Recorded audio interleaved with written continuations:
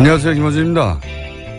사드가 깨지면 동맹이 깨진다고 하는데 무기 체계 중 하나에 불과한 사드 때문에 동맹이 깨진다면 이게 동맹인가?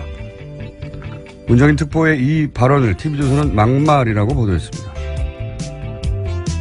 이게 왜 막말이죠? 왜 이런 말도 못하나요?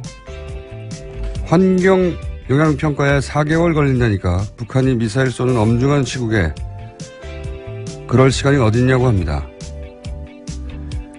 사드를 내일 배치하면 북한이 내일부터 미사일을 안 쏘나요? 미국은 괌에 사드를 배치할 때 7년이나 논의를 했습니다. 환경 영향 평가는 23개월이 걸렸습니다. 미국이 자국 땅에 배치할 때는 하는데 왜 우리는 안 합니까? 사드 관련해 조금만 다른 입장을 보이면 미국이 화낸다, 기분 나빠한다. 미국 당국자가 할 소리를 왜 우리 정치권이 먼저 대신하는지요. 냉혹한 국제정치에 자존심이 중요한 게 아니다. 실리를 챙겨야 한다. 이런 소리도 합니다. 그런데 지금 이러는 게 실리를 챙기는 태도가 아니죠. 오히려 협상력을 높이려면 없는 불만도 만들어내야 하는 거 아닌가요? 한쪽에서 이렇게 말하면 다른 한쪽에서 최소한 같은 정도로 다른 이야기를 해서 균형이라도 잡혀야 하는데 미국 이야기가 나오면 미국보다 미국을 더 걱정해주는 정치인과 언론이 너무 많습니다. 부끄럽습니다. 김원준 생각이었습니다.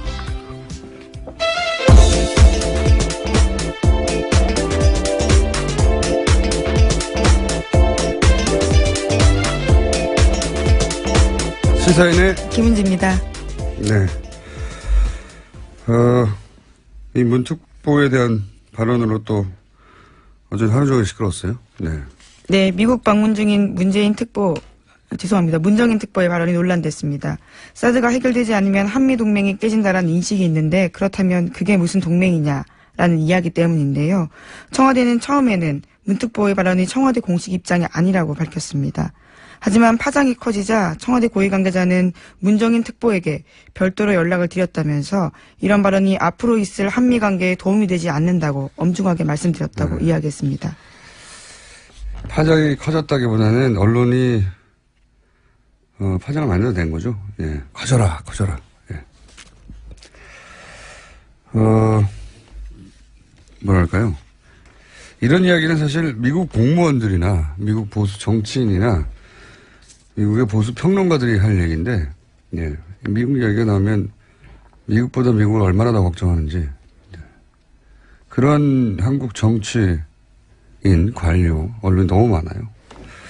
예, 심지어 미국의 윌리엄 페리 전 국방 장관 같은 경우에도 문정인 특보와 비슷한 취지 이야기를 한 적이 있거든요. 지난 1월에요. 미국에서도 이런 식의 이야기는 많이 나왔어요. 네. 그리고 이게 뭐가 문제입니까? 무기 체계 하나 때문에 동맹이 깨지면 그게 무슨 동맹이냐고. 너무 약한 동맹이다, 그거는. 그러니까 그렇게 해서는 그걸 동맹과 바로 연결하면 말이 안 된다는 거죠. 무기 체계 효용이나, 네, 절차에 대해서 얘기해야 되는데, 사들 얘기하면 바로 한미동맹이 깨진다고 근본적인 협박을 하니까요. 근데 그걸 우리나라 내에서 한다는 게 문제라는 거죠. 예. 미국은 미국의 이익을 챙기고 우리는 우리의 이익을 챙겨야 되는데 미국 대통령이 심기가 불편하다 이런 보도도 많아요. 어쩌라고요? 우리나라 개그맨 보내드려요? 말이 안 통할 것 같습니다. 나는 우리 언론이 이걸 보도한 태도가 너무 이상하다는 겁니다. 네. 이런 보도를 볼 때마다 부끄러워요. 사실은. 자, 이 문제는 정치권에서 근데 공방이 있겠죠. 자, 제 생각은 그렇다는 거고 다음 뉴스는요? 네, 야당이 어제 예정됐던 인사청문 관련 국회 상임위원회 회의 모두 불참했습니다.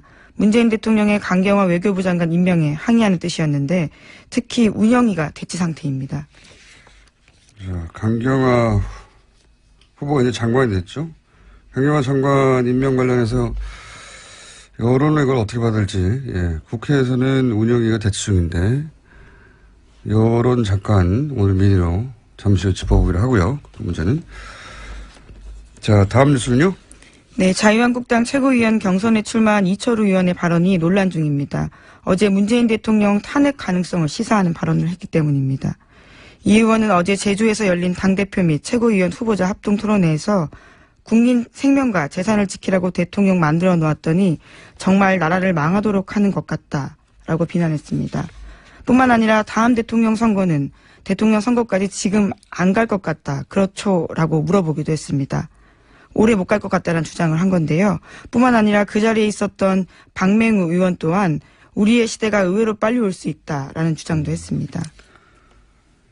노무현 대통령 시절에도 노무현을 대통령으로 나는 인정하지 않는다. 이런 발언도 있었고요. 당시에. 예. 문재인 정부도 최대한 흔들어서 넘어뜨리겠다는 의지 같은 거죠. 예. 근데 지금 한 달 됐는데 대통령 선거까지 안 갈 것 같다고. 예. 대통령의 국정 지지율이 70%에서 90%까지 여론조사 기간 때마다 좀 다르긴 합니다만 자유한국당 지지율이 10% 안팎인데 의지의 편으로 이해해야죠. 예. 항상 이런 게 아니다. 근데 이제 그런 표현을 하면서 대통령 선거까지 안 갈 것 같다는 건 탄핵밖에 없지 않습니까? 자유한국당은 이렇게 지금 대표 토론을 하고 있습니다. 재밌네요. 다음 수는요? 네, 자유한국당 당대표 선거에 출마한 홍준표 전 지사의 발언도 논란 중입니다. 그제 중앙일보와 JTBC 회장이었던 홍석현 특보를 비판했기 때문인데요. 홍 특보가 신문 갖다 바치고 방송 갖다 바치고 조카 구속시키고 겨우 얻은 자리가 청와대 특보 자리다라고 주장했습니다. 이에 대해서 중앙미디어네트워크는 사실과 다른 터무니없는 주장이라면서 강한 유감의 뜻을 밝혔고요. 청와대는 어제 홍석현 특보를 해촉하는 절차를 밟고 있다고 밝혔습니다. 네. 홍준표 전 지사와 이제 중앙미디어 네트워크인가요? 네. 사이에 소송이 곧 있겠군요. 네. 어쨌든 지금 자유한국당 당대표와 최고위원을 구성할 분들의 인식은 현재 이러왔습니다. 제1야당으로. 네. 다음 뉴스는요? 최순실 씨 딸 정유라 씨가 덴마크 구금 중에 몰타 시민권 취득을 시도했다라는 보도가 나왔습니다. 당시 정 씨는 돈이 얼마나 들어가도 상관없다는 취지로 시민권 취득 알아봐달라고 했다는데요. 하지만 정 씨는 검찰 조사에서 이 사실은 인정했지만 돈이 많이 들어서 시민권 취득 포기했다라고 진술했다고 합니다. 하지만 검찰은 그렇게 보고 있지 않은데요. 정 씨가 시민권을 취득하더라도 범죄인 인도 조약을 통해서 강제 송환을 피할 수 없다는 판단 때문에 시민권 취득 포기했다고 보고 있습니다. 이게 영장 재청구할 때 정유라 씨가 한국에 들어오려고 했다 바로라고 주장했는데 사실 그게 아니고 도피. 네, 도주에 우려가 있다는 거죠. 도피의 의사가 있었다라는 걸 밝히려고 하는 과정에서 이게 나온 사실이군요. 네, 오늘 영장 실질심사 있습니다. 10시 반에요.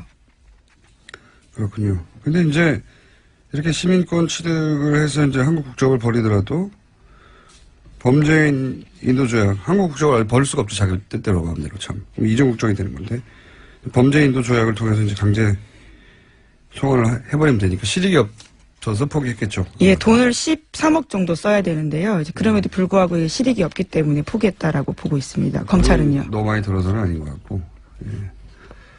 본인들 가족의 이제 재산 보유 정도로 볼 때 그건 아니었던 것 같고 실익이 없어서 포기를 했겠네요. 어쨌든 지금 영장 실질심사가 오늘 있나요? 네, 오늘 오전에 있고요. 결과는 아마 자정 가까이 나올 것 같습니다. 내일 뉴스 때는 전해드릴 수 있을 것 같고. 자, 다음 순요. 네, 어제도 박근혜 전 대통령 재판 열렸습니다. 여기에 증인으로 소환된 박상진 전 삼성전자 사장이 증언을 거부했습니다. 자신도 같은 사안으로 기소돼 있기 때문에 유죄 판결 염려가 있어서 위증으로 입건될 위험이 있기 때문에 증언하지 않겠다 이렇게 밝힌 건데요. 특검 관계자는 강하게 비판했습니다. 증언 거부는 사법제도를 무시하는 삼성그룹 관계자들의 오만한 태도를 여실히 보여준다라고 지적했습니다. 왜냐하면 앞서서 이제 제일기획 관계자들을 소환했는데 안 나왔거든요. 이번에는 이제 나오긴 나오는데 증언을 안 하겠다는 거죠. 근데 이게 삼성만 이래요, 삼성만. 네, 원래. 법 위에 있는 거 아니냐라는 지적도 했습니다. 다른 그 대기업들, 재벌들 재판하면 관련자들이 나와서 증언하거나 하거든요. 삼성만 이렇습니다. 그래서 이제 삼성은 법이 있는 거 아니냐 이런 비판이 나오는 거죠. 삼성 관련자들이 다 증언을 안 한다는 거죠. 예, 조직적으로 재판을 방해하고 있다라고 특검은 판단하고 있습니다. 알겠습니다. 왜냐하면 이 박상진 전 사장은 정유라 씨 승마를 직접 지원하는데 직접 개입한 승마협회 회장이었거든요. 그렇죠. 핵심 인물입니다. 아주 중요한 인물인데 증언을 아예 안 하겠다고 하는 거죠. 삼성은 참 여러모로 대단한 것 같아요. 다음 뉴스는요? 네, 총리 퇴진론까지 불거진 영국에서 테러가 또 발생했습니다. 기도를 마치고 나오는 이슬람 신도들에게 차량이 돌진해서 한 명이 숨지고 10명이 다쳤습니다. 오늘 새벽에 보니까 파리에서도 샹젤리제 거리에서 테러로 의심되는 시도가 있었던데 이제 유럽을 대표하는 도시 런던과 파리에서 번갈아 가면서 난리도 아닙니다.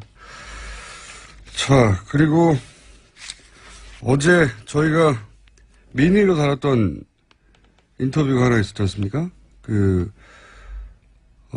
이정렬 판사하고, 부장판사하고 관련해서. 근데 중앙도 의원이 저희하고 인터뷰를 해야 되는데, 김종배. 네, 어제 저녁에. 인터뷰를 하셔가지고, 예, 기왕이면 저희하고 인터뷰를 하시지. 그래서 중앙도 의원의 그 반박 인터뷰는 저희가, 오늘 못하고, 궁금하신 분들은 어제 방송을, 예, 저희가 AS하는 차원에서 말씀드립니다. 어제 방송을 들으시면 되고, 근데 이제, 어제 공방은 그 가정보험 판결문을 공개하는 것이 법률적으로 문제가 있을 수 있다, 아니다, 이런 공방인데 이건 사실 법의 해석 문제니까 만약에 문제가 되면 법정에서 해결할 얘기고 제 관심사는 그게 아니라, 주광덕 의원의 주장은 법원행정처에서 판결문을 절차적으로 문제없이 요구했고 그렇게 받았고 이 절차 자체는 문제가 없어요, 실제. 법원행정처는 당일 메일로 보내줬다. 이건데. 절차적으로는 문제가 없는데, 이제 그날 저녁에 TV조선이 단독 보도를 했고, 이어서 채널A도 보도를 하고, 다 당일날 이루어진 겁니다. 그러니까 문제를 발견하고, 법원행정처에 요구하고, 파일을 받고, 그 다음에 보도가 이루어지고, 이제 이례적이죠. 원래 법원행정처가 이렇게 개인정보 신상에 관한 것은 바로바로 안 보내주는, 근데 이제 바로바로 보내줬고, 그리고 나서 다음날 주광덕 의원이 기자회견을 했고, 주광덕 의원의 주장대로 법적으로 취득하는 과정은 문제가 없고, 기자회견도 문제가 없어요. 근데 문제는 제가 보기에는 확보했다는 그 판결문 문서 파일 있지 않습니까? 이게 복수의 서로 다른, 종류가 다른 파일이 존재한다.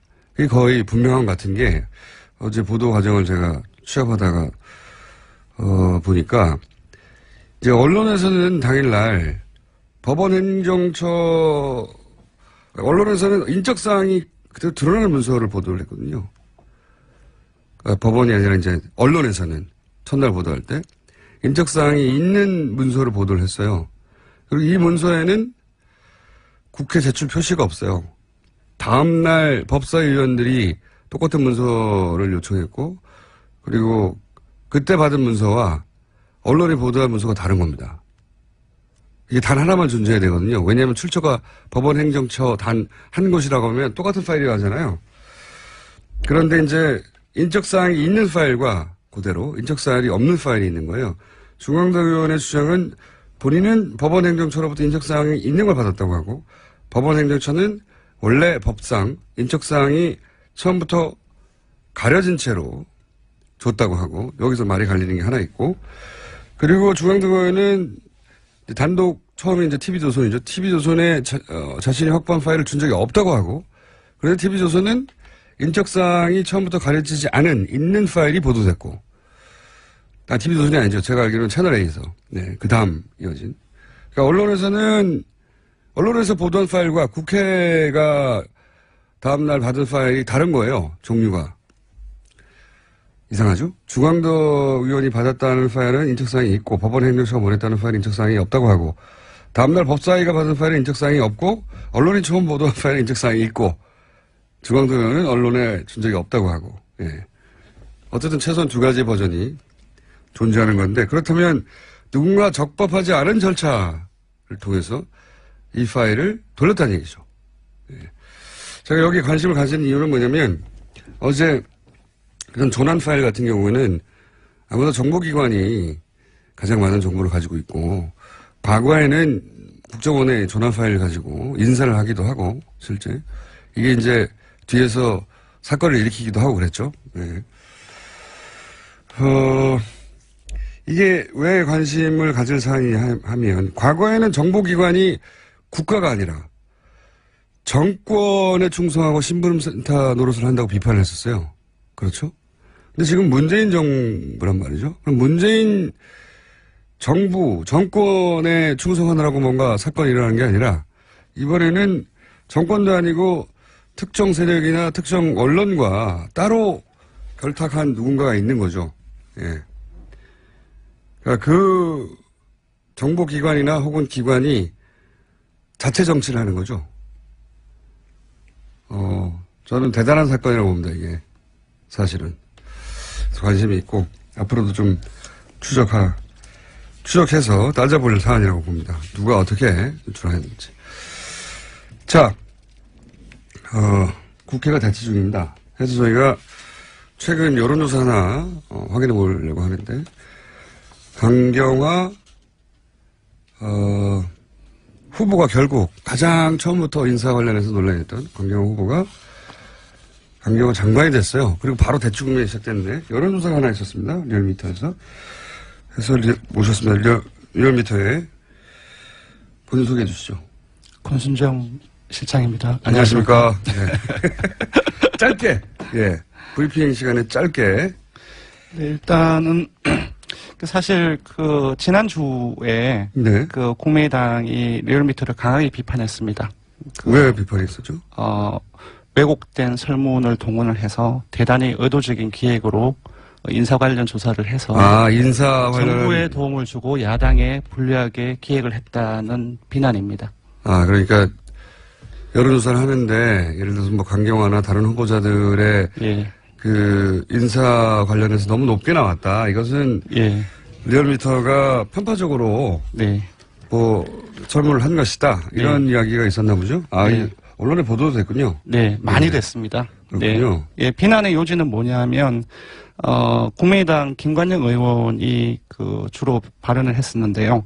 야당 반대로 인사청문 보고서 채택이 무산되는 경우 대통령이 어떻게 해야 한다고 생각하십니까? 라는 조사를 했었는데 여기에서 야당 반대로라는 표현이 야당에게 부정적인 인식을 심어주고 질문 설계를 의도적으로 편파적으로 했다? 네. 그래서 김 의원 같은 경우는 야당 반대로가 아니라 여야 합의가 잘 안 되는 상황이라면 이런 식이 훨씬 공정한 조사다라고 해서 저희들이 어제 김 의원이 주장한 공정한 방식의 질문 워딩 그대로 조사를 했습니다. 여야 합의가 잘 안 되는 상황에서 네. 임명을 했다 이미. 네. 어떻게 생각하느냐? 네. 이런 사전 이야기가 있군요. 예.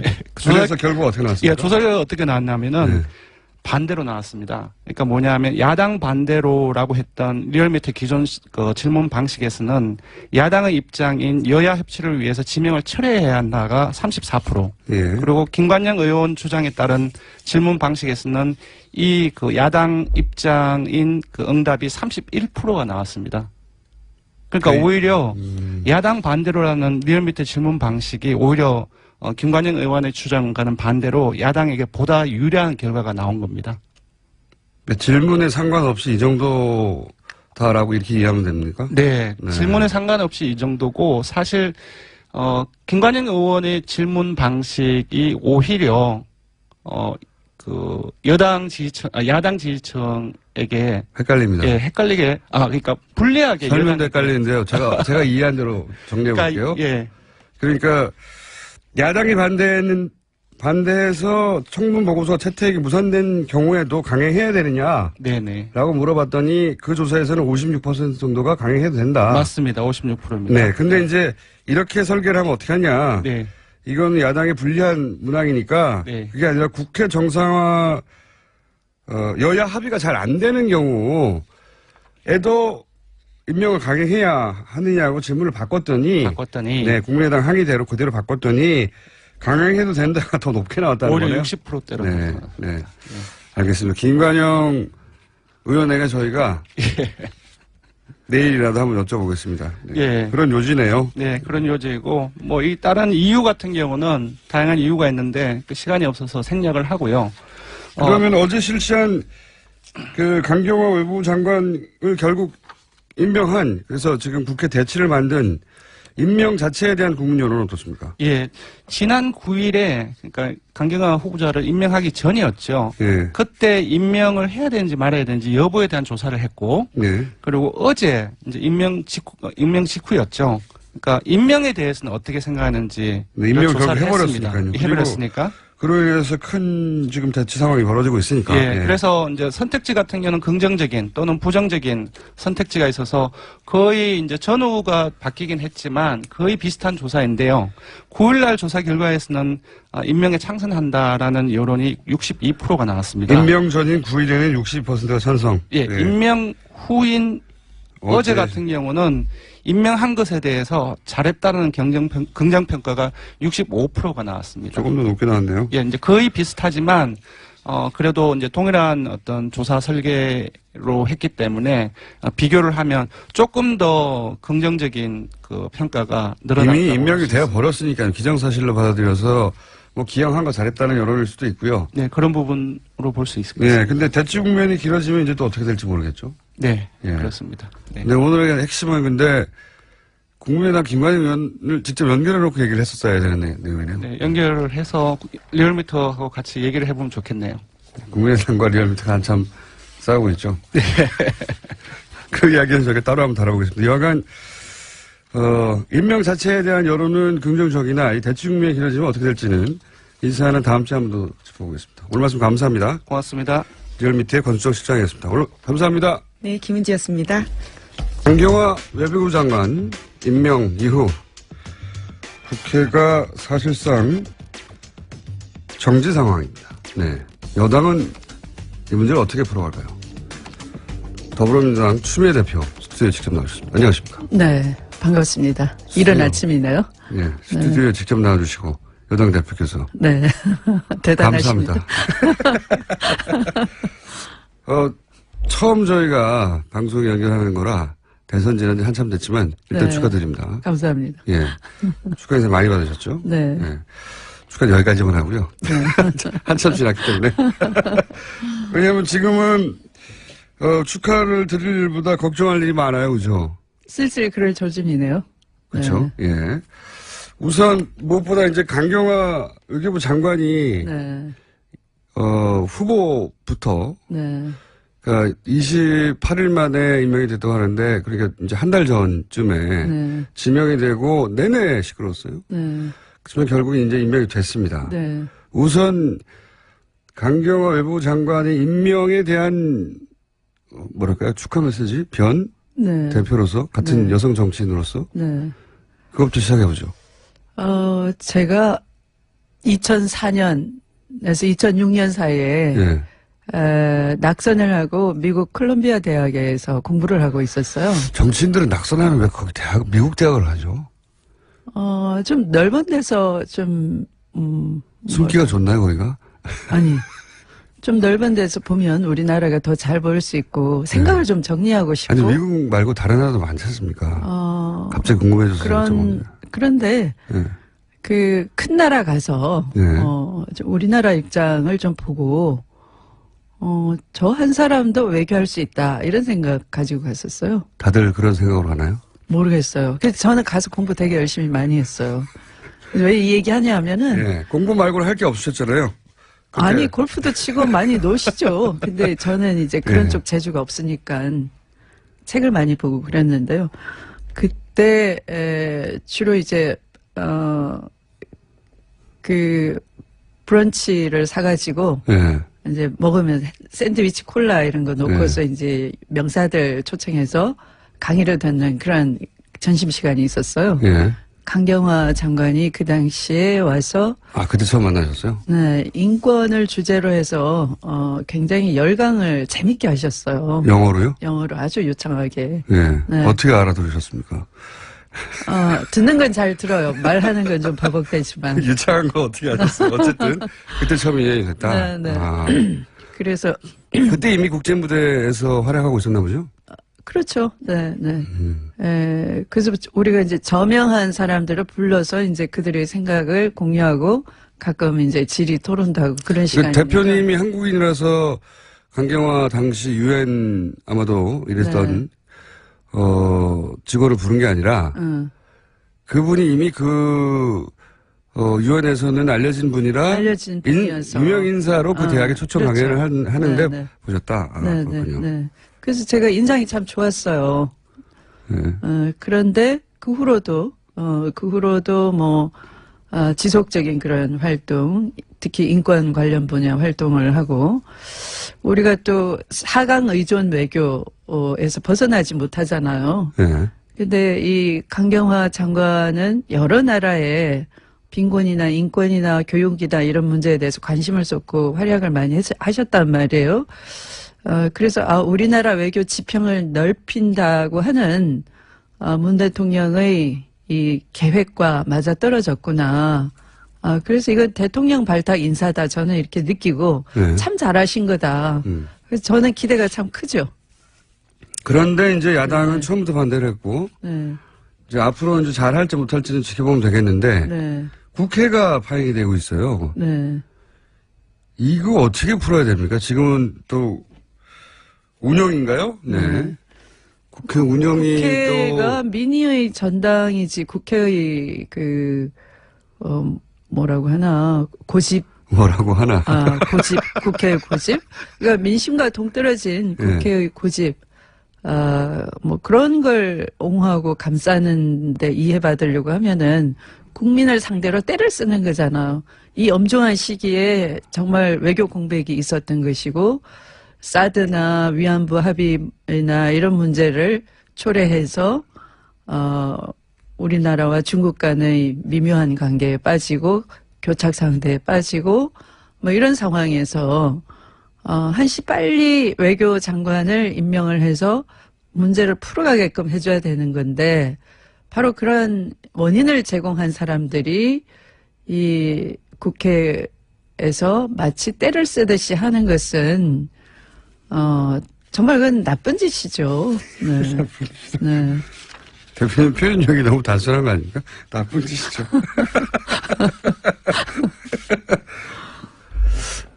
그 강경화 후보 임명에 대한 여론 지지가 상대적으로 높고, 네.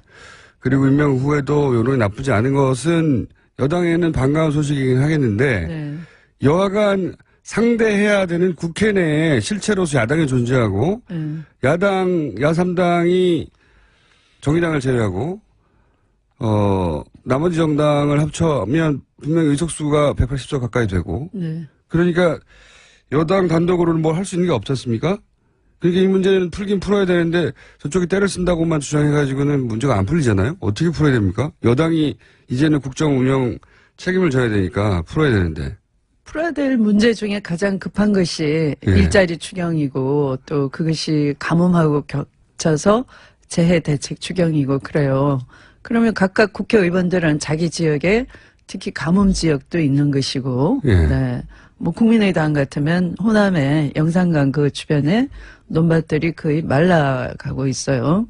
그럼 그 추경 안에 가뭄 재해 대책도 넣자라고 할 수 있는 것이고요. 일자리 문제는 뭐 전국적으로 같이 안고 있는 문제이고 언제까지 그것을 장관 임명이 불만이어서 추경도 해줄 수 없다라고 버틸 수 있는 것인지 그건 국민이 속이 타들어가는 것이죠. 국민을 속태지게 하는 그 정치가 용납이 될 수 있겠어요? 하루 이틀은 모르겠지만 그래서 우리는 그것이 정치 명분이 있다 그러면 뭐 얼르고 달래고 하겠지만 이것은 민생을 볼모로 삼고 위기에 빠진 외교를 인질 삼아서 때를 쓰는 것에 불과하기 때문에 국민과 함께 돌파해낼 수밖에 없는 거예요. 얼르고 달르고 할 여지가 별로 없어요. 아침부터 이런 말씀 드려서 죄송하지만, 네. 너무 솔직하게 말씀하시는 것 같은데. 그러니까 수단이 별로 없기 때문에 네. 결국은 야당이 때를 쓰는 거라고 국민들이 인식하게 되고 네. 그리고 여론이 나빠지고 네. 또 뭐 국회의원들이다 보니까 각자 지역구에서 네. 그런 불만들을 듣다 보면 결국은 네. 돌파구가 생길 것이다. 추경은 할 수밖에 없다는 걸 다들 그럼 추경 때가 알고 있으면서 네. 각자는 이래요. 추경 급한 거 알고 있고 해야 된다는 거 알고 있는데 기분이 좀 나쁘다. 그런 식이에요. 기분 악상의 문제. 기분 악상의 문제. 네, 네, 기분일 수는 있지만 네. 기분으로 끝나는 게 아니고 실제 뭐 돌아가는 게 없지 않습니까? 운영위원 장직을 지금 자유한국당에서 가지고 있기 때문에 네. 자유한국당에서 조국 민정수석 나오라고 하면 나와야 되는 거 아닙니까 지금 상황이? 조국 민정수석은 나와야 되나요? 그리고 뭐 나온다 한들 별 게 있습니까? 사실은. 나오는 자체를 네. 야당은 하나의 네. 승리로 여기는 수 있거든요. 그러니까 인사 문제에 대한 책임을 지고 네. 조국 민정수석이 나와서 네. 국회에 야당 의원들의 공세를 받고 네. 사과하고 고개를 숙이는 모습을 보여주고 싶겠죠. 그럼 나와야 되나요?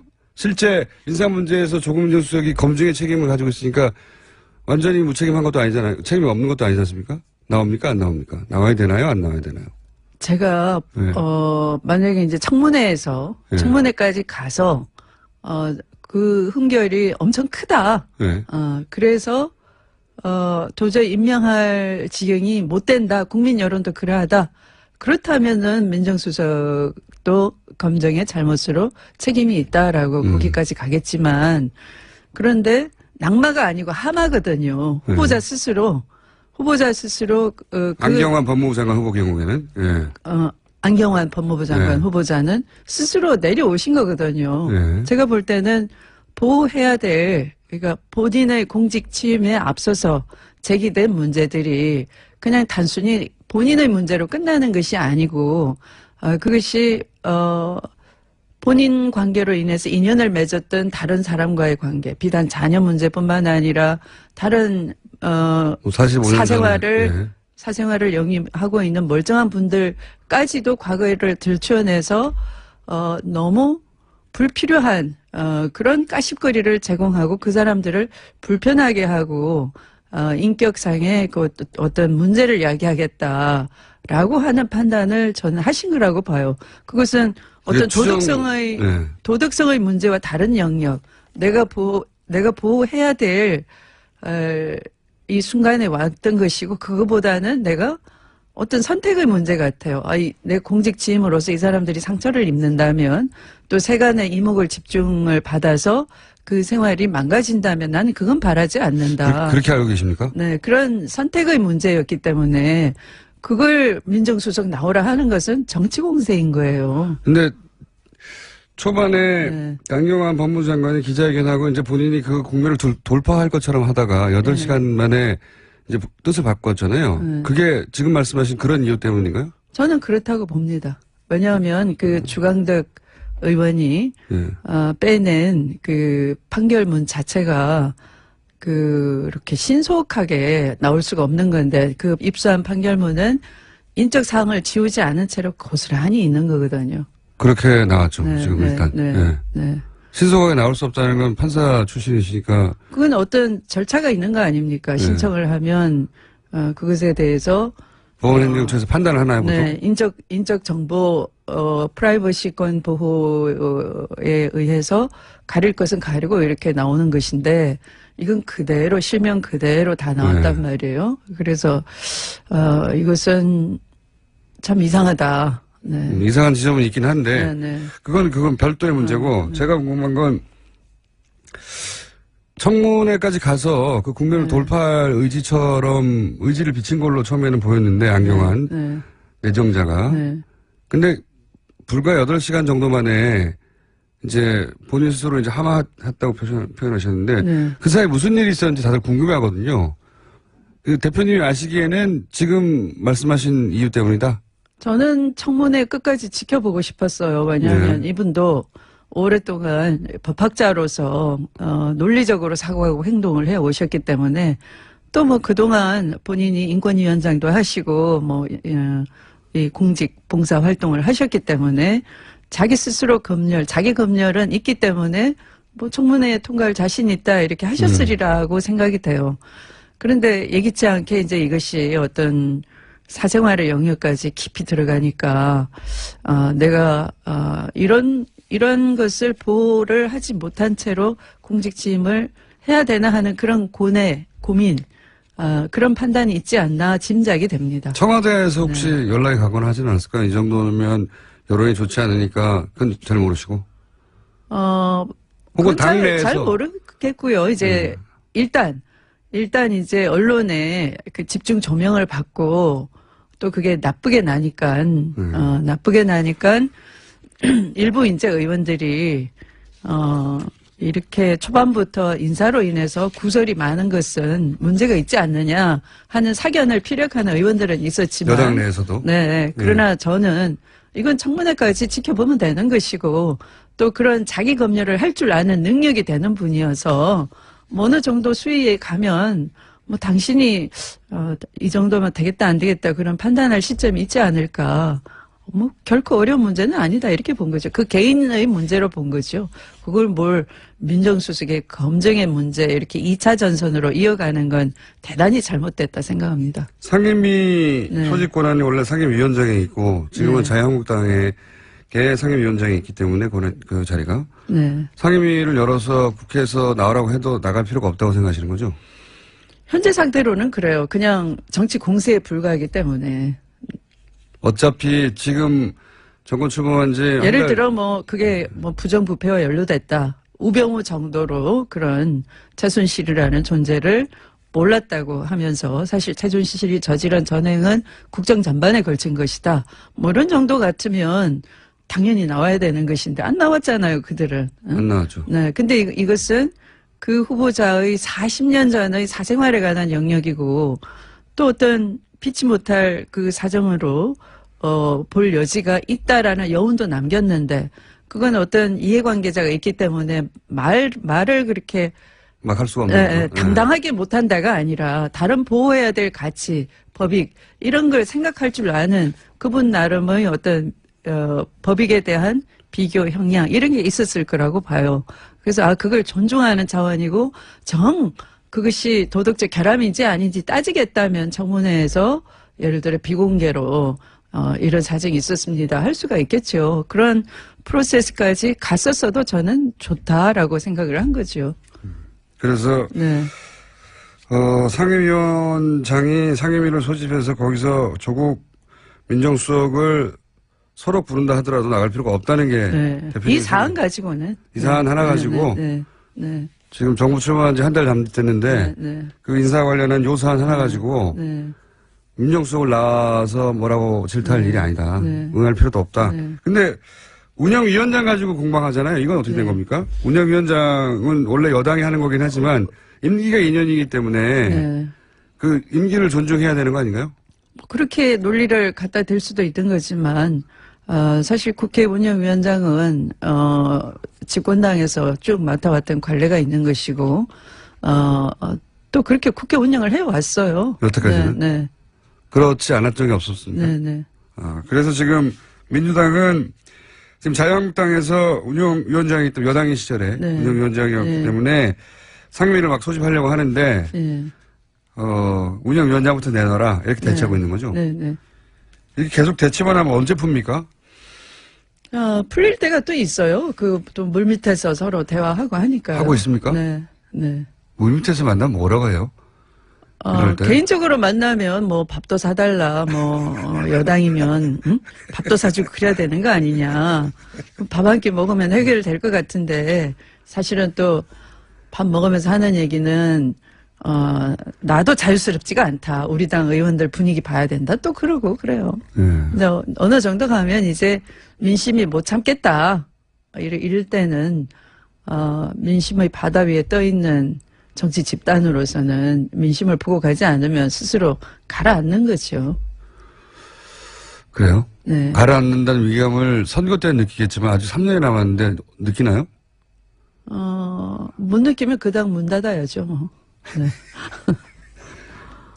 이 이야기는 어떻습니까? 안경환 법무부 장관 후보 낙마하마라고 표현하셨는데 네. 관련해서 청와대에서 이게 조직적으로 네. 이런 문제를 일으키는 세력이 있는 것 같다. 검찰 개혁이나 개혁을 저지하는 이게 청와대가 어떤 근거에서 이런 얘기를 하는지 아십니까 혹시?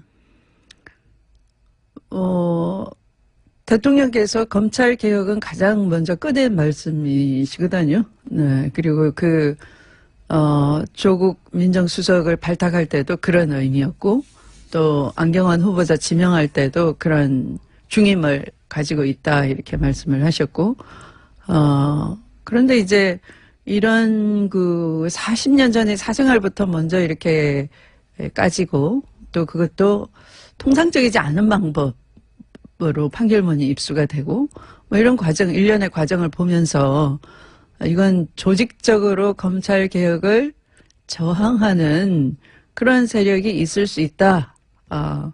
그런 분위기에서 이런 전체 분위기가 연동이 되지 않았나. 대표님도 그렇게 생각하세요? 저도 그런 생각이 들어요. 네. 관련해서 무슨 정보가 있습니까? 그 정황 자체가 그런 느낌이 드는 거고요. 그러면서 이제 금방 안경환 후보자가 하마를 하자 말자. 그다음에 이제 이 추천되는 저쪽 법조 서초동 시각에서 추천되는 인사들을 보면은 서초동 시각에서 추천되는 인사들이 있었어요? 정보지 이른바 찌라시에.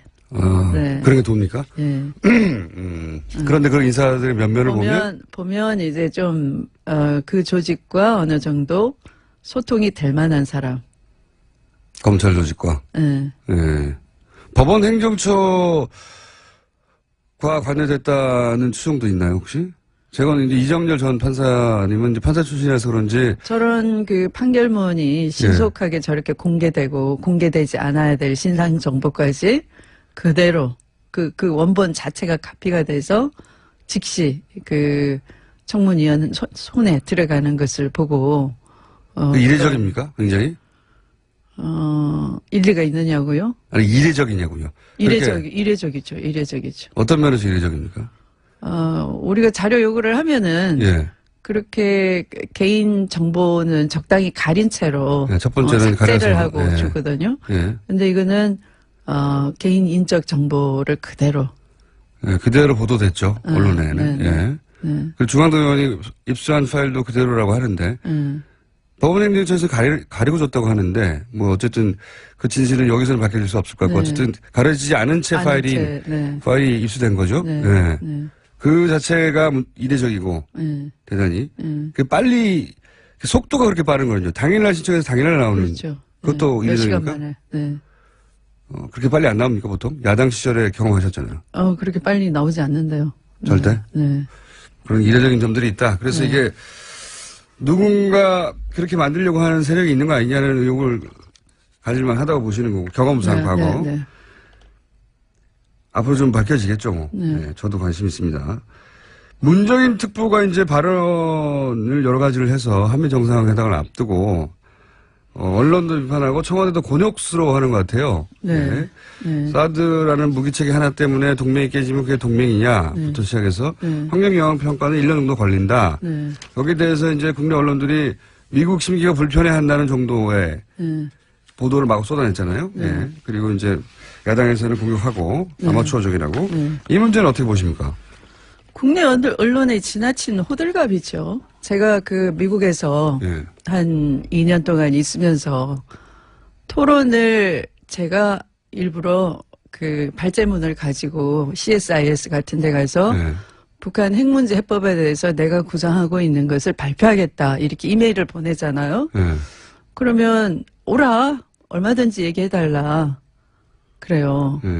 그리고 브루킹스 연구소 같이 아주 헤리티지 파운데이션 같이 보수적인 띵크탱크에도 제가 노크를 해서 제가 이런 견해를 갖고 있으니까 좀 토론하고 싶다. 이렇게 이제 가면 오라고. 그래서 미국인들은 어느 정도 논거를 가지고 얘기하는 얘기는 굉장히 경청을 합니다. 예. 네. 그리고 다양한 싱크탱크의 의견들이 취합돼서 이제 그 사회가 어떤 결정을 하는데 도움이 되는 거거든요. 여러 옵션이 나오겠죠. 네, 예. 네. 그런데 그래서 제 느낌에는 낙선한 정치인이 미국에서 웬만한 전문가하고 토론하자 그러면 이분들은 따지지 않고 그런 기회를 주는구나. 토론 문화 사회인 거죠. 마찬가지로 이 문정인 교수는 예. 정확하게는 그 특보라기보다는 고문에 가까운 거예요. 뭐 월급 받는 입장도 아니고 또 이분이 동아시아 연구재단 이렇게 국내에서도 그런 싱크탱크를 가지고 있으신 분이고 우드로 윌슨 센터하고 같이 그런 한국 문제 가지고 이제 토론하는 기회에 한반도의 이 사드 문제는 한미동맹 이걸로 한미동맹이 깨진다라고 할 수 없는 정도로 한미동맹은 추미애 대표였습니다. 더불어민주당 추미애 대표가 하고 있습니다. 원래 2부에서 끝나고 가시려는 걸 제가 문정인 특보 관련 발언에서 마무리를 못하셨기 때문에 네. 제가 간신히 붙들고 3부에서 이 마무리 발언을 하고 가시는 것으로 네. 2부 끝부분을 못 들으신 부분도 계실 거기 때문에 문정인 특보가 이제 사드가 무기체계 하나일 뿐인데 무기체계 하나 때문에 동맹이 깨진다면 그게 무슨 동맹이냐라는 발언 자체가 한국 내에서 이제 여러 언론들의 비판 또 뭐 야당의 비판 그 뭐 포탈을 보면 모두가 비판하는 듯한 그리고 청와대도 이제 이런 파장이 생기자 그것은 개인의 의견이다. 라고 이제 정리를 하고, 그런 정도로 이제 무마가 되어 가는가 합니다만은, 여기 대해서 어제, 대표님께서 뭐 그렇게 큰 문제냐, 이거 가지고 호들갑 떨지 마라 정도 발언을 하셨어요. 이 문정인 특보 발언에 관한 대표님의 입장을 자세히 듣고 마무리를 하죠, 오늘은. 네. 우선 미국 조야가 네. 한국이 겪고 있는 문제를 잘 모릅니다. 잘 모릅니다. 네. 네. 그래서, 한국 국민으로서 가서 한국은 이런 입장에 있고 이런 이런 의견들도 곤란한 있다. 문제를 겪고 있다. 음. 라고 전해야 될 필요가 있고요. 네. 그리고 우리는 북한과 바로 맞닿아 있는, 네. 당사자죠. 이해관계국이니까 우린 전쟁이 정말 싫고 대화로 풀어야 된다고 생각한다. 라는 국민 여론이 60%가 넘어요. 예. 대결과 긴장 이런 것을 지속할 수가 없는 것이다. 그러면 북한이 핵이나 미사일을 멈춘다면은 대통령은 대화할 수 있는 여지가 있다라고 먼저 6.15 정상 17주년 기념사에서 말씀을 하셨고, 네. 그게 한국 국민이 바라는 바고, 그래서 새 정부의 남북 관계나 외교 정책에 기대를 거는 것이고, 예. 그 분위기를 가서 전할 수가 있어야 되는 것이죠. 누군가는. 그렇죠. 예. 설득을 해가면서. 그게 외교인 것이죠. 외교라는 게 상대방이 요구한다고 다 들어주면 외교가 필요 없는 거 아닙니까? 그렇죠. 외교부 네. 장관이 있을 필요도 없고요. 네, 네. 네. 그래서 한국은 대화 분위기를 선호하는 것이고, 군사훈련을 한다거나 또 상대방의 핵과 미사일로 대응 수위를 높인다거나 핵과 미사일을 자꾸 개발하고 이쪽도 전략자산을 전진 배치해서 계속 군사 긴장을 높인다거나 하는 것은 정말 우리로서는 조마조마하다. 네. 언제 터질지 모르는 거니까 이렇게 전달을 해야 되는 것이고요. 또 그 사드라는 문제만 하더라도 여러 고려해야 될 종합적인 문제가 있다. 네. 이미 중국과는 긴밀한 경제적인 협력 관계에 있는 것인데 이것이 한국 국민의 한 경제에 미치는 영향이 엄청나게 커서 한국이 이걸 흡수할 수 있는 능력이 되질 못한다라는 걸 얘기해야 되는 것이고요. 또 지정학적으로 한반도만큼 지정학적 고리가 약한 고리가 전 지구상에 없어요. 그렇기 때문에 남북 관계를 풀지 못하고 있는 것이고. 예. 그래서 이 지정학적으로 아주 취약한 지점이 지구상의 한반도다 바로. 예. 이걸 설명을 해야 되는 것이고 한반도 이외의 여타 지역도 폴란드나 체코도 역시 러시아와의 관계에서는 지정학적으로 중요한 데지만 한반도보다 그렇게 취약하지는 않아요. 바로 붙어 있지는 않죠. 네. 그리고 북한과 이렇게 맞대고 있는 그런 나라도 아니고 그럼에도 불구하고 그 나라들은 사드를 국민 여론에 의해서 배치를 반대하고 미국도 그걸 이해를 했단 말이에요. 네. 그러니까 중국하고도 바로 거의 서해를 끼고서 붙어 있는 상황. 남북 간에도 그렇게 국경을 맞대고 있고. 예, 국경을 맞대는 한 몸이란 말이에요. 잠반도가. 그런 상황에서 여러 문제가 중첩적으로 있는 거잖아요. 남중국해 문제, 대만 문제, 뭐 이런 문제들 안고 있는 데가 바로 한반도이기 때문에 여기에서 군사 긴장을 높인다는 것은 어쨌든 굉장히 인활이 아주 크고 우리의 정치 경제에 미치는 영향이 너무나 커서 한국 국민은 끔찍하게 생각한다를 단순히 미국 한미 간의 동맹의 우호 관계 좋은 게 좋다 이런 식으로 볼 수 없는 그런 문제를 심각하게 안고 있다라고 똑바로 전하면은 얼마든지 미국은 이해를 할 수 있는 그런 이 사회적 지적 이런 네트워크가 돼 있는 사회예요. 수백 개의 싱크탱크가 있고 그중에 하나가 우드로 윌슨 센터이고 그래서 한국의 싱크탱크를 대표하는 사람이 가서 네. 여러 가지 얘기를 종합적으로 미국이 미처 생각하지 못하는 걸 깨닫게 해 주어야지만 어느 날 갑자기 아무 소리 하지 않고 있다가 환경 영향 평가한다. 이것은 뒤통수 치는 거라고 오역이 되는 것이지만 그런 지정학적으로 약한 고리에서 한국 국민이 경제적으로도 곤란을 겪고 있고 아주 암울한 이 터널 속에 갇혀 있는 거구나. 우리가 그 동맹국을 이해를 못했다. 이런 것을 적절한 시점에 알려줘야 되는 것이죠. 그래야 정상회담의 분위기도 대통령이 무슨 말씀을 하시더라도 그런 거였어요. 우리 미처 알지는 못했지만 원래 협상력을 네. 높이려면 없는 문제도 만들어서 우는 소리를 해야 되는 거 아닙니까? 네. 근데 이제 있는 그대로 전달해야 된다는 있는 것이고. 그대로. 네. 미처 알지를 못했다 이렇게 이해를 시켜가야 되는 것이고 그런 것을 하라고 있는 것이죠. 전부 우리 자신도. 네. 저도 심지어 낙선 의원일 때도 가서 그런 역할을 했던 것이고요. 저도 지금 외교통일위원입니다만 야당 시절에도 저는 미 국무부 한복판에 국무부 안에 들어가서 동아태 차관보를 만나서 한반도가 유라시아에서 차지하는 것이 미국으로서는 얼마나 다행인지 모른다. 왜냐하면 한반도는 러시아와 중국을 바라보는 나라이고 대륙의 시작인 지점이고 거기에 당신들은 공산주의를 막아줬지만 한국 국민은 당신들이 도와주지 않아도 그 공산주의를 막아준 덕택에 우리는 스스로 민주주의적인 대한민국을 만들었다. 아시아에서 가장 민주주의가 발달돼 있는 나라다. 이것이 중국에 미치는 영향력이 엄청날 거다. 중국 사회에 미치는.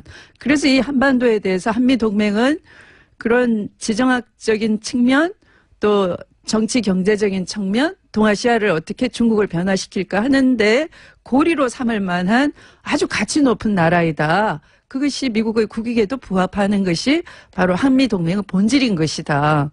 중국을 변화시킬 수 있는 그런 견인차 역할을 할 수 있는 곳이 한반도이기 때문에 한반도에 대한 평가를 다시 해줘야 된다. 이렇게 열심히 설명했단 말이에요.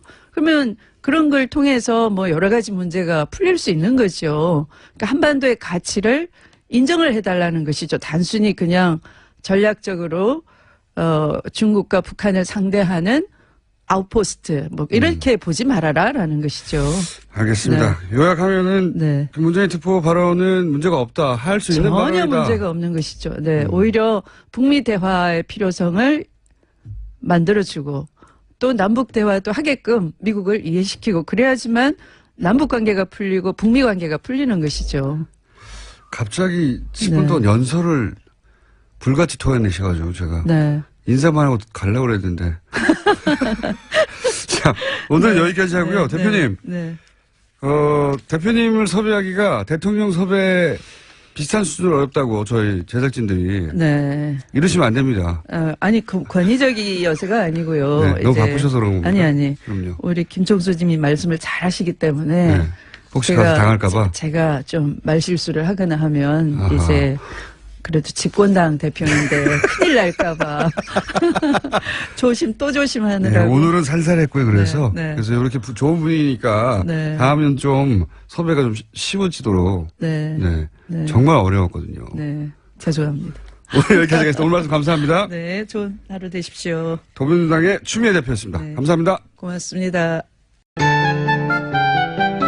자, 이 코너만 하면 문자가 쏟아집니다. 신기하죠? 네. 노회찬 원내대표 나오셨습니다. 안녕하십니까? 네, 안녕하십니까? 네. 노루가즘으로 지난주에 히트를 친 코너 제목 노루가즘. 자, 오늘은 할 말이 많으실 것 같아요. 요즘 이제 점점 더 여야의 공방도 강해지고 발언도 세지고 인물들도 막 튀어나오고 사건이 많습니다. 네. 사건이 많으시면 할 말도 많아지고 흐뭇한 표정을. 꼭 그렇지는 않습니다. 자, 우선 방금 추미애 대표께서 마무리 발언으로 문정인 특보가 네. 미국에 가서 했던 발언 네. 정리하고 가셨어요. 큰 문제 없다. 예. 근데 이제 저도 이제 언론을 보면 대략 한 7, 80%는 문제가 많다라고 보도가 되고 있고 파장이 크다. 뭐 미국이 지금 화가 났다. 이런 식의 보도들이 쏟아지고 있어요. 예. 대표님 일단 이 사건을 어떻게 보십니까? 이 사안을. 일단 뭐 그런 얘기 하라고 특보로 임명된 거죠. 원래 특보 역할이 그런 얘기 하는 겁니다. 그렇죠. 그러니까 청와대가 공식을 못하는 이야기들. 그렇죠. 예. 그리고 실제로 북한이 이제 핵과 미사일을 동결하면은 이제 뭐 군사 전략자산 배치를 갖다가 줄이거나 또는 예. 군사 훈련을 갖다가 이제 약화시키겠다고 한 것은 네. 축소하겠다고 한 것은 한국과 미국의 옵션 리스트에 들어가 있는 겁니다. 그러니까 우리가 요구하는 건 뭔가 미사일 중단하라는 거 아닙니까? 예. 그다음에 핵 동결하라. 예. 나아가서는 핵 폐기하라. 예. 이런 우리의 쭉 요구가 있는데 그 예. 요구가 협상을 통해서 얻어지려면은 예. 그걸 위해서 주는 게 있어야 되거든요. 주고받죠, 원래. 네, 그래서 근데 이제 뭘 줄 것인가 하는 거는 굉장히 이제 이게 좀 섬세하고 미묘한 어떤 문제예요. 예. 그렇기 때문에 바로 못 주고 또 바로 제시하지 못하고 비공식적으로 예. 또는 비공개리에 애드벌론을 띄우거나 제시하거나 또는 또 민간인이 얘기를 해버리거나 그런 여러 가지 과정을 거치게 돼 있고 분위기를 띄우는 거죠. 그렇죠. 네. 그 중에 한 스텝을 이번에 밟은 거죠. 네. 밟은 거니까 그걸 가지고 뭐 제가 볼 때는 미국 측에서도 만지고 있던 카드예요. 미국도 자기 주머니에 메모 속에 적혀 있는 네. 그런 걸 이제 얘기한 거기 때문에 뭐 미국이 얘기하기 전에 왜 당신이 얘기했냐 뭐 이렇게 될 수는 있을지 몰라도 그리고 미국이 나오는 반응도 그렇게 나쁜 건 아니에요. 네. 여러 가지 이제 이렇게 나옵니다. 얘기하면은 미국에서는 좀 냉랭하게 이렇게 하고 네. 그다음에는 또 한국에서는 또 미국이 냉랭한 걸 보고서 그런 얘기 왜 하냐라고 또 하고 이 모든 게 또 하나의 그림일 수 있는 네. 이 모든 것이 하나의 시나리오일 수 있는 거기 때문에 이거 뭐 당연히 밟아야 될 그걸 밟은 거다. 과거에 보면 이런 걸 전혀 안 하는 거야. 전혀 안 하고 그냥 미국이 에헤마면 따라가고 그래서 한미 동맹을 갖다가 한국이 미국을 뭐 동생처럼 맹종하는. 네.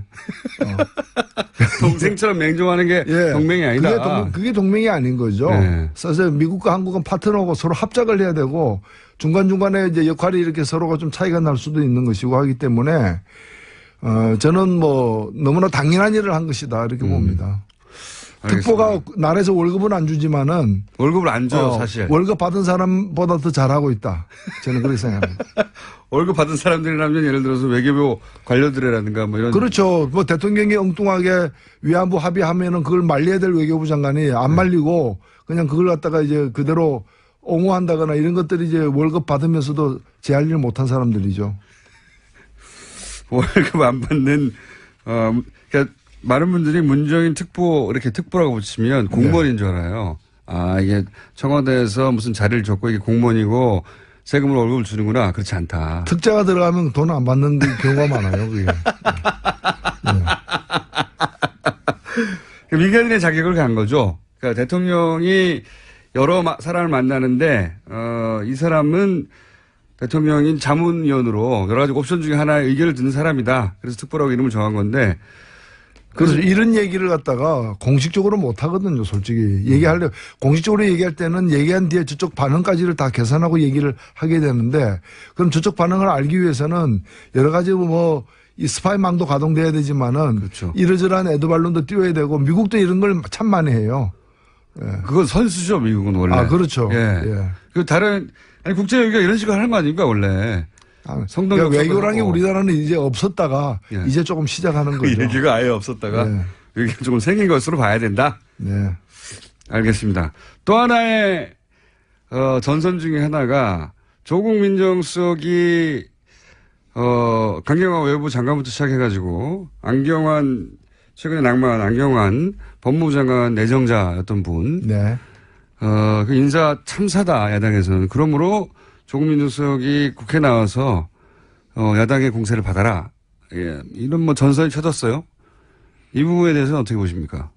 예, 뭐 참사라는 것은 그 영국에서 그 아파트 화재 사건 이런 게 참사죠. 세월호 이런 게 참사죠. 네. 뭐 한 사람 낙마했다고 그걸 참사라고 한다면은 좀 국어공부의 문제가 있었던 것 같고요. 예.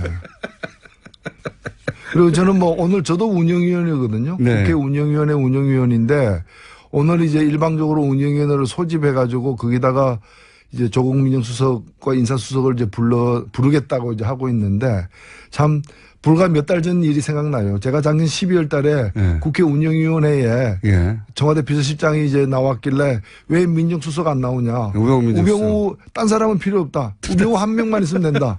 우병우 나와야 된다고 했을 때 예. 그때 새누리당, 자유한국당 지금 예. 그분들이 뭐라고 얘기했는가 하면은 민정수석이 국회 운영회에 나온 전례가 없다. 예. 왜냐하면 민정수석은 대통령을 지근거리에서 하시라도 부르면 달려가야 되는 예. 바로 옆에 있어야 되는 사람이기 때문에 예. 민정수석이 나온 적이 없는데 왜 나오라 그러느냐라고 윽박 지르던 사람들이 오늘 이제 최순실 게이트 때도 그렇게 했는데. 네, 그렇게 했죠. 예. 예. 진짜 나와야 될 어떤 사건의 당사자였잖아요. 예. 근데도 이제 그 방어를 갖다가 한 사람들이 오늘 또 뭐 민정수석 부르겠다고 그러는데 사실 이 문제는 저는 여야 합의면 부를 수 있다고 봅니다. 성명이 없기 때문에. 근데 여야 합의가 돼야 의사 일정이 정해지고 그다음에 출석해야 될 공직자들이 정해지는데 여야 합의가 안 이루어지고 있는데 열려야 될 청문회 상임위원회는 안 나가고 그 또 불필요하게 운영위원회는 자기들을 소집해가지고 나오라고 이렇게 얘기하고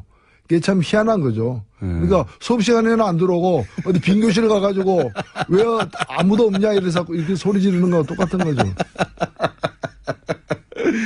운영위원장을 놓고도 공방했지 않습니까? 야당은 임기를 보장하라고 하고 지금은 자유한국당에서 가지고 있는데 운영위원장을 여당이었으니까 여당은 여당 됐는데 왜 안 주냐 그러고 이거 누구 말이 맞나요? 여야가 교체되면은 여당으로 바뀌는 게 관례고 예. 그게 원칙이고요. 약간의 그 시차가 있었던 적이 있습니다. 여야가 바뀌었는데 야당 쪽에서 2, 3개월 더 이렇게 그 운영위원장직을 안 놓고 마지막까지 채운 적이 있는데 그때는 어차피 바뀌더라도 몇 달 안 남았기 때문에 넘어갔는데 넘어간 사례가 한 2건 정도 있고 그 이외에는 다 넘어간 거기 때문에 지금은 이제 1년 이상 남지 않았습니까? 그렇죠. 예, 1년 이상 1년 이상 자유한국당이 자신들이 원하는 대로 상임위를 소집하겠다는 거죠. 이게 뭐 전문 용어로 점거농성이라고 그러죠. 점거농성. 근데 운영위원장을 내놓지 않으면 강제로 뺏는 방법은 없지 않습니까? 네, 강제로 뺏는 방법은 없죠. 그러니까요. 예. 근데 이제 뭐 더 무서운 국민들의 어떤 여론이란 게 있기 때문에 그렇게 오래 버티지는 못하지 않을까. 야당 됐는데 여당 권한을 가지겠다는 거잖아요. 지금 사실은 자유한국당의 이야기는. 그럴 거면은 대선에서 이겼어야죠. 그거 원했으면. 그렇죠. 네. 그러니까 그 사람들이 지금 조국 민정수석을 소환하고 싶은 게 아니라 문재인 대통령을 뽑은 국민들을 소환하고 싶은 거죠. 자, 한 가지 또 여쭤보겠습니다. 주광덕 의원이 결국 이 사태를 부른 것은 주광덕 의원의 그 안경환 당시 내정자, 지금 내정자가 아니시니까 당시 내정자의 판결문, 42년 전 판결문을 기자회견을 통해서 발표하고 그 전날 언론을 통해서 보도가 되고 그러면서 이제 돌이킬 수 없는 지점까지 갔는데 그 42년 사건의 실체가 뭐냐? 이건 별개의 문제인 것 같고요. 예, 여러 가지 설이 있습니다만 이 판결문 자체가 적법하게 확보되었느냐? 주광덕 의원은 법원행정처를 통해서 정상적인 과정을 통해서 확보했다라고 말하고 있고 그런데 이제 지나놓고 확인하다 보니 이게 복수의 버전이 있는 게 아니냐. 예, 하나의 버전이 아니라 법원 행정처로부터 나온 단 하나의 버전만 존재해야 정상이잖아요, 원래. 그렇죠? 근데 이제 이게 벌써 복수의 버전이 있다고 하는 얘기가 있거든요. 요 대목에 대해서는 좀 아시는 바가 있는 표정이신데. 이 사건이 저도 이제 국회 법사위 위원이기 때문에. 그러시니까요. 더더군다나. 예, 안경환 후보자의 청문회가 열렸으면 거기 참석해야 될 사람이고요. 그래서 자료를 수집하는 과정에서 이 사건과 관련된 판결문. 네. 사본을 갖다가 제가 입수를 했습니다. 사본을. 예, 입수했는데. 예. 근데 이제 그 다음에 제가 법원 행정처에다가 직접 연락해서 법원 행정처가 주광덕 의원의 요구에 응해서 줬다는 거 똑같은 걸 달라. 예. 제가 이제 그 수식어를 주광덕 의원에게 준 것과 똑같은 걸 달라 해서 또 받았어요. 법사에 계시니까. 예. 근데 제가 그 법원 행정처로부터 받은 것과 제가 국회에서 입수한 돌아다니는 걸 입수한 것이 달라요. 두 가지. 저는 둘 다 가지고 있습니다. 둘 다 가지고 있는데. 위험한 분이시네. 예. 다른데 확실히 두 가지 버전이 있는 거군요. 예. 주광덕 의원은 6월 16일 날 오전에 기자회견을 했고. 근데 그 전날. 저녁에 두 개의 언론에서. 그렇죠. 각각 1시간 간격으로. TV조선과 채널A에서. 예. 보도를 했는데. 그때 그 보도할 때 그 화면에 나온 것 있죠. 예. 그것이 제가 법원 행정처에서 받은 것과 다른. 그러니까요. 돌아다니는. 네. 그러니까 그거는 사실 보면 원본을 누군가가 빼가지고. 그 원본 중에서 그 여성 이름만 가린. 여성 인적 사항만 가린. 그것의 사진 파일이에요. 사진 파일인데 그게 보도가 됐더라고요. 그러니까 제가 입수한 것과 똑같은 걸 언론사가 입수해서 그걸 보도한 거예요. 그러니까 법원 행정처가 보냈다고 하는 파일. 법원 행정처가 보냈다는 거는 공식적으로 한 가지밖에 없습니다. 한 가지밖에 없죠. 한 가지밖에 없고 그거는 저도 나중에 받았고요. 근데 법원 행정처에서 그거는 가려진 게 아니고 아예 없는 겁니다. 가려진 게 아니라 아예 없어요. 가려진 흔적도 없는 거예요. 그거는 이제 여성의 성 한 글자 말고는 아무것도 없고요. 그다음에 이 남성의 그 안경환 후보자의 만 있고 아무것도 없고 지웠다는 표시도 없고 그냥 공란으로 돼 있어요. 공란으로 돼 있는데 소위 말하는 법원 행정처 버전이군요. 그 법원 행정처 버전이고 또 하나의 버전은 뭔가면은 원본을 갖다가 이 쪽지로다가 이렇게 여성 인적 사항만 성까지 포함해서 다 가려버렸고 그다음에 안쪽은 다 그대로 있고 뿐만이 아니라 그 뒤에 보면은 이 판결을 내린 사람의 그 사인이 있죠. 손으로 쓴 사인이 그 원본에는 남아 있고, 그 다음에 법원 행정처에서 준 거에는 활자로만 돼 있어 이름이. 그리고 사인이 안 보여요. 그래서 명확하게 다른 버전인데, 다른 버전이네요. 제가 이제 문제는 뭔가면은 법원 행정처는 공식적으로 주광덕 의원의 요청에 의해서 그 비실명화 처리된 그 비실명화 규정이 있어요. 그렇죠. 법원에서. 그 이름을 어떻게 가리는가 하는 방법에 대한 규정이 있어요. 전산화 하는 과정에서 PDF로 만들고 하는 전산화하는 과정에서 규정을 정했고 그래서 소위 말해서 비실명화라고 하는 이름을 지우는 작업. 그래서 그 법원 행정처는 합법적으로 한 가지를 건넸다고 얘기하고 있어요. 그러면은 제가 입수한 또 다른 오리지널 버전에 가까운 버전은 누가 줬느냐인데 거의 원본의 소재지는 법원이잖아요. 소재지는 법원이죠. 그러니까 법원이 그걸 비공식적으로 줬거나 아니면은 법원 내에 어떤 조력자가 외부의 권력기관 내지 권력기관 사람의 요청에 의해서 그 빼서 몰래 줬거나 그런 거죠. 그리고 결과적으로 보면 일단 법원은 자신이 책임지고 보관해야 될 그리고 법에 따라서 유통해야 될 그 서류를 갖다가 탈법적으로 빼서 준 건 사실이거든요. 그러지 않으면 또 하나의 버전이 있을 수가 없으니까. 버전 두 개가 있을 수가 없죠. 없으니까. 거기가 근거니까요.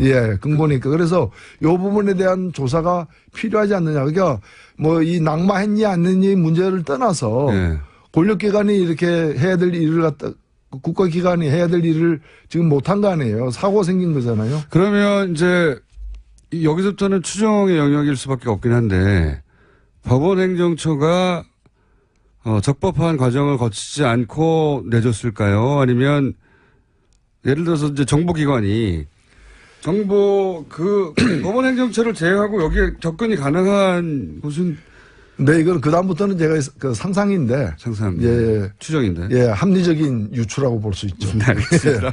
근데 뭔가면. 왜냐면 어쨌든 버전은 두 개 존재하는 게 팩트니까요. 이 날짜나 여러 가지 시간적 관계까지 감안해 볼 때. 예.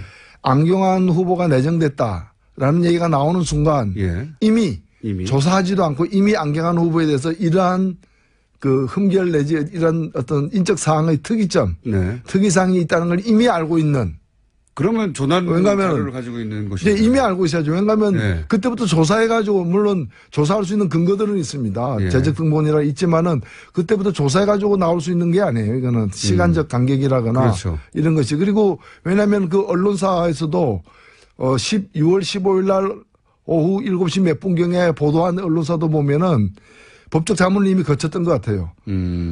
판결문을 입수해놓고도 판결문을 안 보여줘요.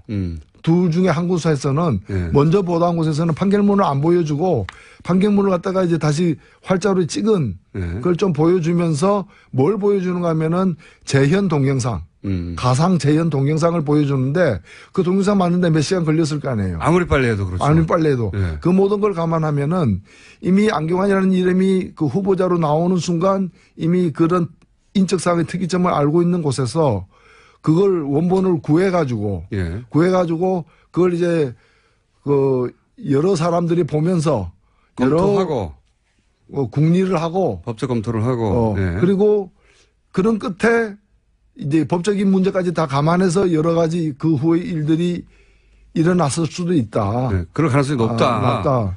재현 동영상까지 있으니까요. 네. 네. 그렇군요. 그러면 누가 범인입니까? 예, 이거는 제가 볼 때는 뭐 수사가 돼야 될 문제다. 수사가 돼야 될 문제. 예, 그건 뭐 명백한 것 같습니다. 버전이 두 가지가 존재하는 것 같다고 제가 브리핑에서 얘기했는데 그게 팩트군요, 완전히. 예. 두 개 다 가지고 계시니까요. 예. 명백히 다른 것이고. 그렇습니다. 둘 다 있습니다. 법사위에서 그 다음날 기자회견하고 나서 법사위원 몇 분들이 그 주광덕 의원과 똑같은 걸 달라고 요청을 했었다면서요. 의원님뿐만 아니라. 그죠? 예, 예. 네. 다 같은 거, 다, 저도 받았고, 그러니까 법원행정처가, 그건 원래 주게 돼 있습니다. 예. 그거는 그 관련 법령에 의해서 주게 돼서 법원행정처가 그걸 준 것은 전혀 문제가 되지 전체적으로 않는데. 문제가 아닌데. 주지 않았다고 한 것이 왜 존재하느냐는 거죠. 애를 낳은 적이 없는데 애는 살아있는 겁니다. 네. 밝혀야죠.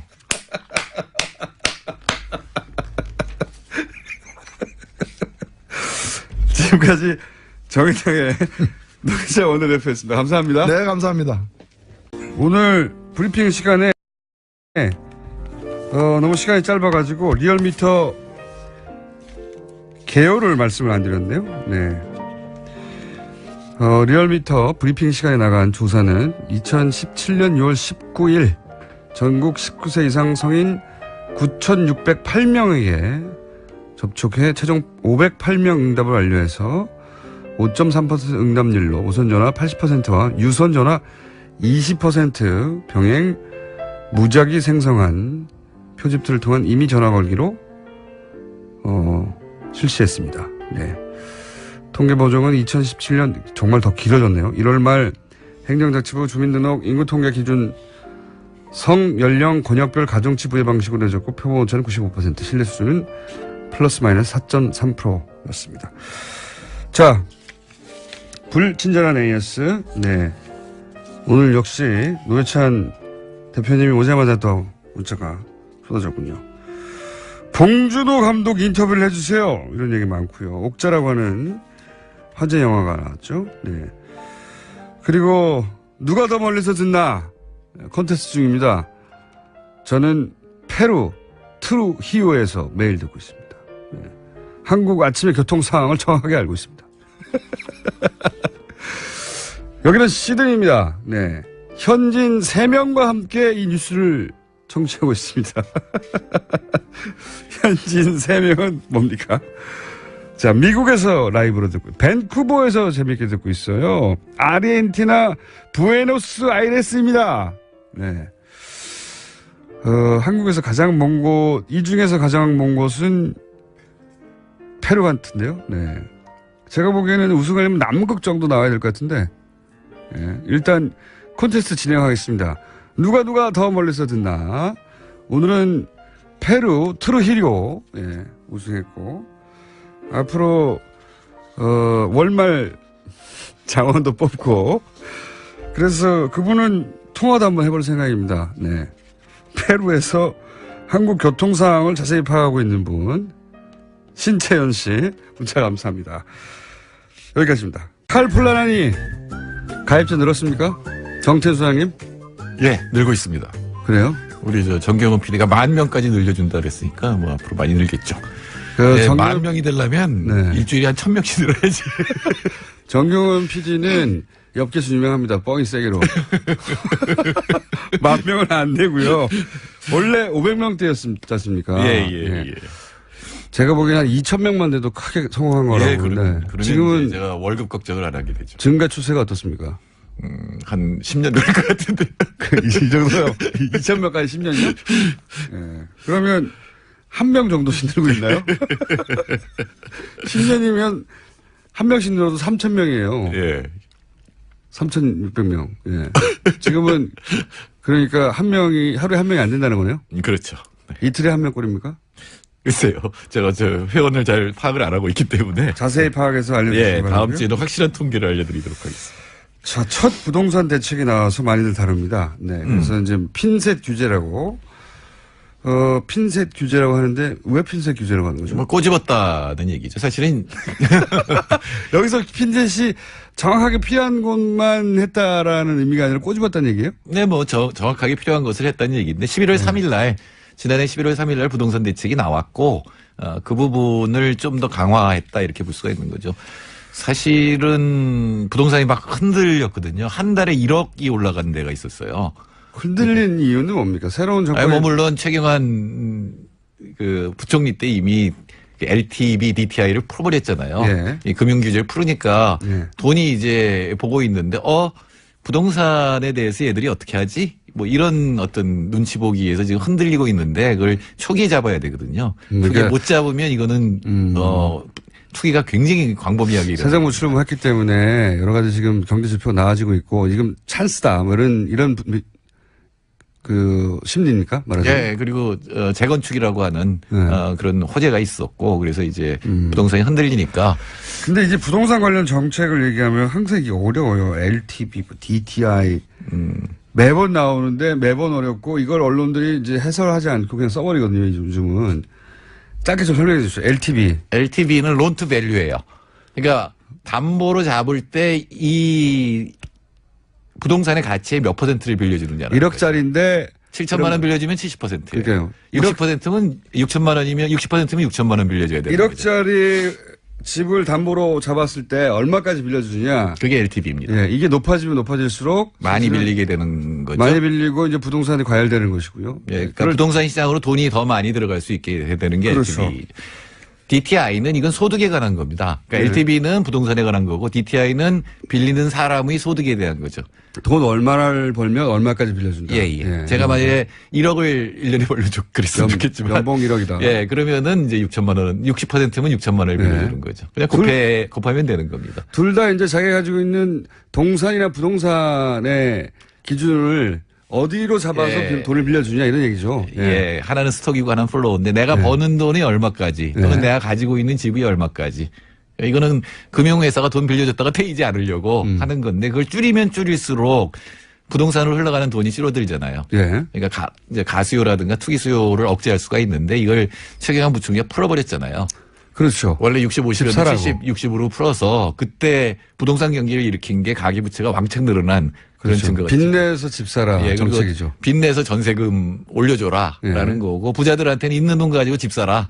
그래서 그거 가지고 임대업 해라. 이게 이제 사실은 박근혜 정부의 유일한 경제 정책이었다고 볼 수가 있는 거죠. 유일한 경제 정책이고 실제 가장 눈에 띄는 경제 정책이고 이걸로 부동산이 확 일었죠. 예. 네, 일어났죠. 그래서 그리고 그거를 이제 가계 막아야 부채가 되는 확 올라갔죠. 예, 이제는 막아야 되는데 왜냐하면 이 30대가 많이 그때 집을 샀는데 이게 마지막 기회라는 생각이 든 거예요. 네. 그러니까 집값이 계속 올라가고 월급 올라가는 속도보다 집값 올라가는 속도가 크면 영원히 못 사는 거잖아요. 네. 그러니까 이자율 떨어지고 풀어주니까 그때 이제 돈을 빌려 샀고 그 여파가 아직도 남아서 혹시 더 오를까봐 지금 이제 마지막으로 또 한 번 이제 사람들이 끌어들일 수가 있거든요. 근데 이 정부에서는 이제 그거를 이제 막아보겠다는 건 초기에 예. 막아보겠다고 한 거죠. 그래서 이 LTD DTI의 DTI. 예, LTV DTI. LTV DTI. 항상 어렵습니다. 헷갈리고.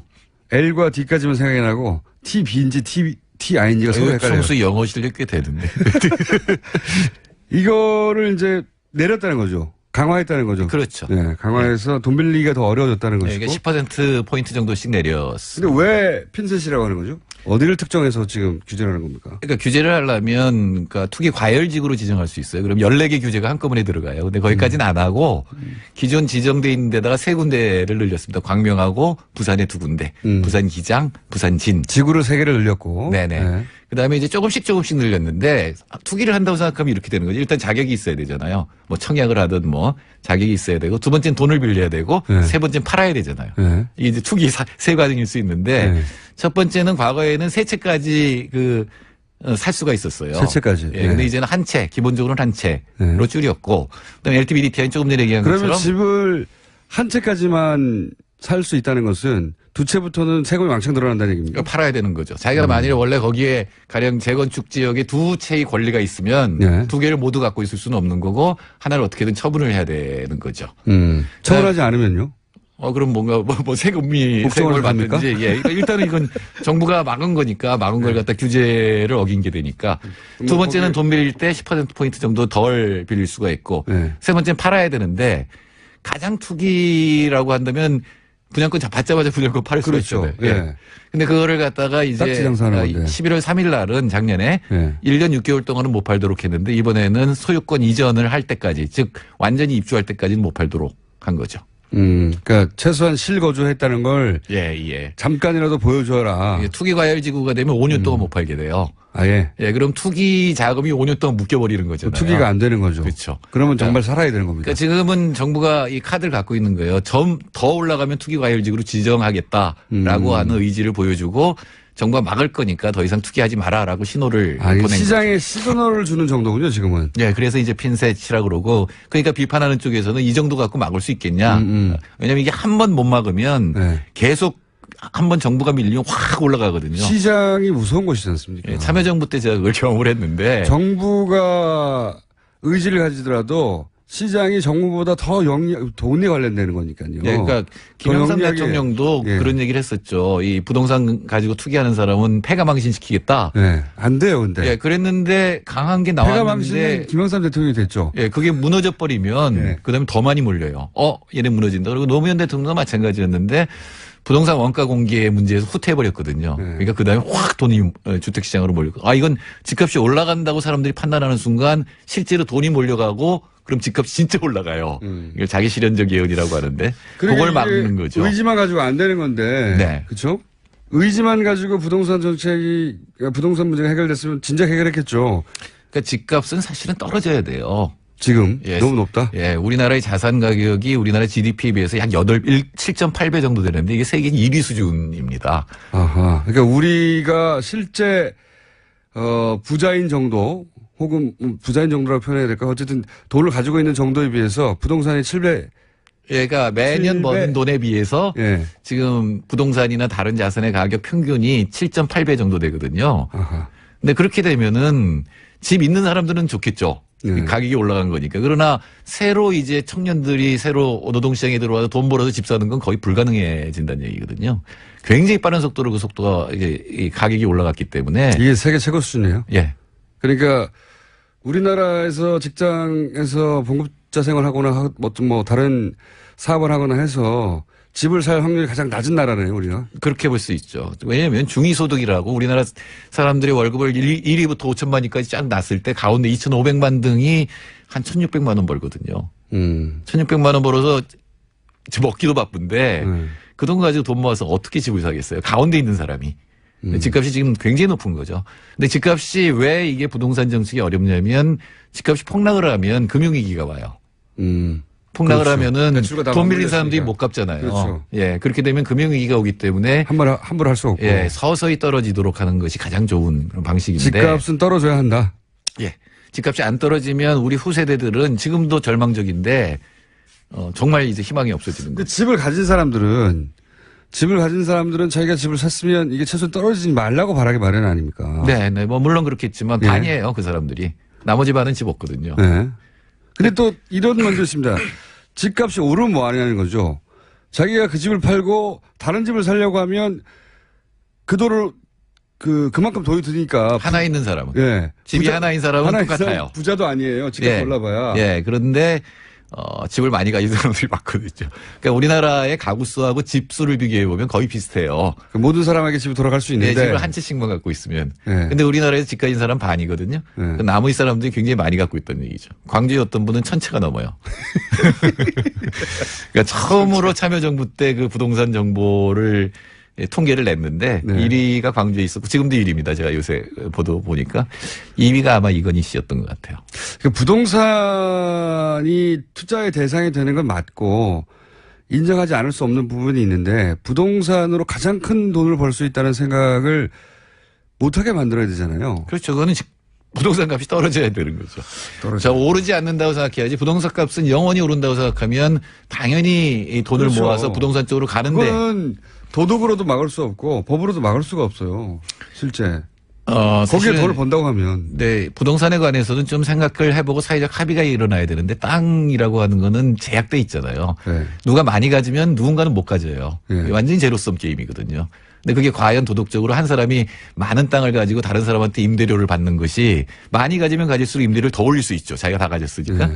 근데 그게 과연 도덕적으로 용납이 될 수 있는 일이냐라고 하는 생각을 해봐야 돼요. 부동산에 관해서는 방금 말씀하신 그런 식의 인식 그러니까 토지 공유제까지 안 가더라도 부동산에 관한 도덕이나 철학이 제가 보기에는 초등학교 때부터 배워줘야 된다. 교육해야 그렇죠. 된다. 네, 그렇죠.